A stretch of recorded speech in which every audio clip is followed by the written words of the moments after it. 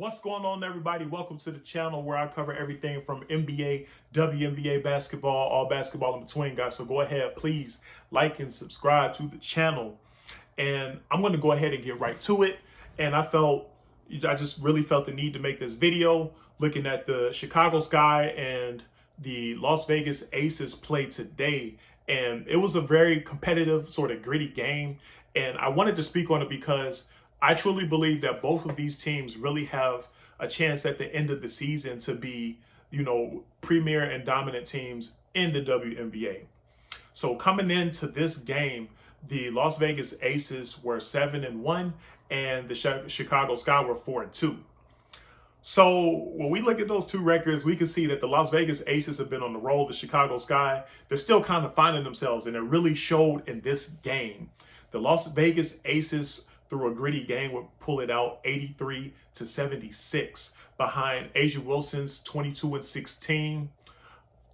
Dearica Hamby had 14-14. Kelsey Plum was 19, 6 assists. Chelsea Gray was 18 points and 6 assists. Jackie Young, she wasn't putting up the MVP numbers she put up last week, but even she contributed across the board. 10 points, 7 rebounds, 6 assists, 2 blocks. Monster production from all 5 of your starters. Next, we move over to the Chicago Sky. They did not quite have the same monster production. Candace Parker had a 11-11 double-double. Courtney Vandersloot finished with 12 points, 9 rebounds. Kahleah Copper had 12 points. And Rebecca Gardner off the bench contributed 11 points as well. So I just want to talk about some of my little key pickups from this game. And when I looked at this game, it was very clear to me that the Chicago Sky are still very much in a place where they're not really, they don't have their team identity yet. And it's not fair to fully judge them because they don't have their complete championship team from last season, and they don't even have their complete roster of what they're going to have this year so far. I really honestly was this close to cutting off the TV. I was really close to cutting off the game because at one point in the third quarter, the score got up to 60-41 or 42. So it was an 18-point spread. And I was like, I'm not watching this. I'm done. But I was like, hey, I want to see if the Chicago Sky got that thing beaten in their chests. Whereas, they were able to pull out that title. I was trying to see if they had a little bit of heart or something. So I was trying to see if they were going to get out here and work with the heart of a champion.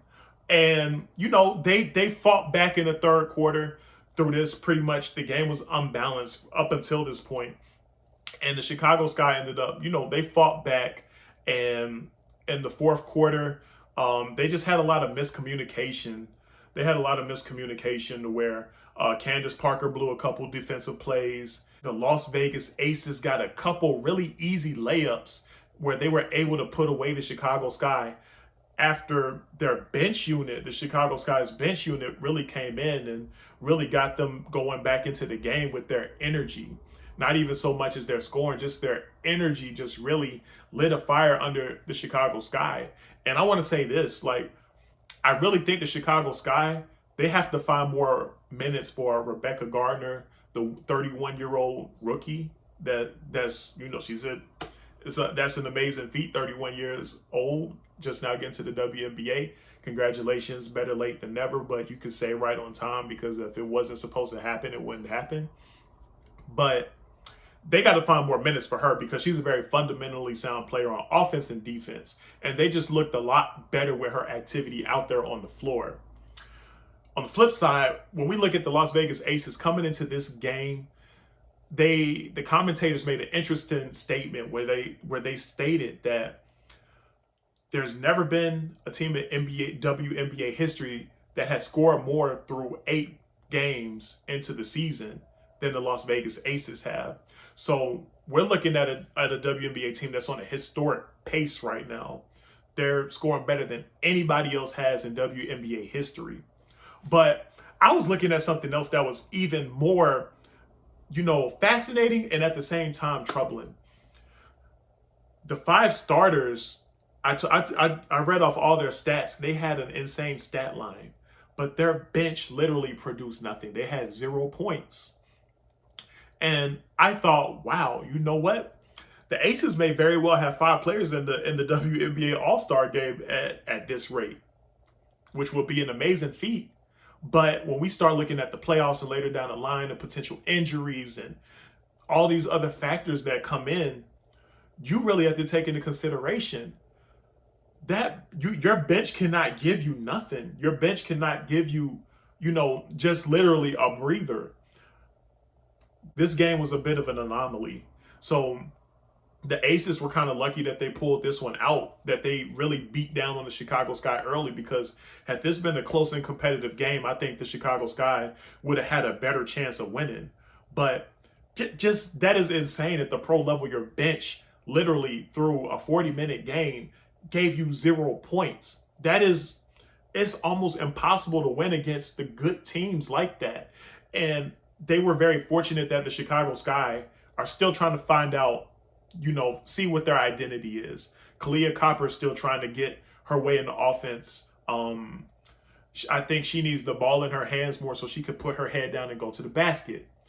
This game, they got way too trigger happy, and this is a credit to the Aces. They play with such a pace, such an addictingly fun, fast pace, the way that they play. The Chicago Sky got caught up in it, and they were trying to shoot threes like they were the Las Vegas Aces. So if the Aces, if they could keep up that breakneck speed and play how they're playing, hey, kudos to them.